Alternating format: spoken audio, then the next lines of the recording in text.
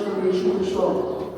Ήταν και εκείνος ο οποίος ήταν λίγο αντιδραστικός από 12 αποστόλους, ο οποίος και τη Λιτανεία η οποία θα γίνει σε λίγο, τον λίαν αγαπητό αδερφό πατέρα Βυσαρίωνα, ο οποίος είναι και αυτοί προσκυνητές στον Άγιο Ιωάννη τον Θεολόγου, αλλά και να τον ευχαριστήσουμε για τα πνευματικά και τα ωφέλιμα τα οποία μας είπε στο κήρυγμά του και να το ευχηθούμε ο Θεός να του δίνει δύναμη πολύ και υγεία σε αυτόν και στην οικογένειά του.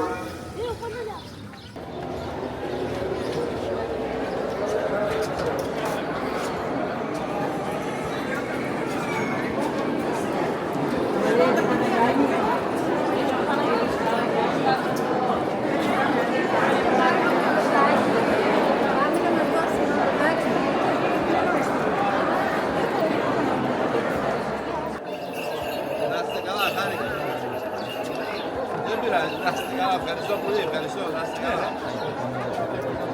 Να είστε καλά, ευχαριστούμε πολύ.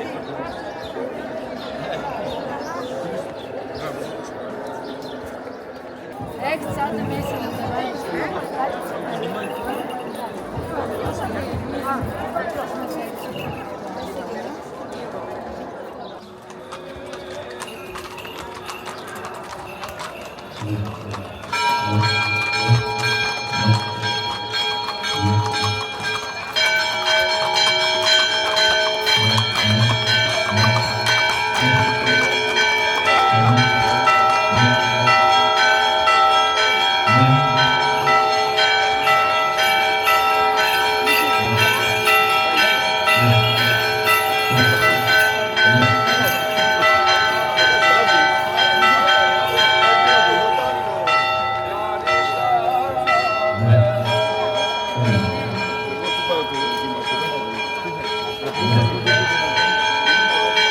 Καλά το μάμο, είμαστε στη Βόνη.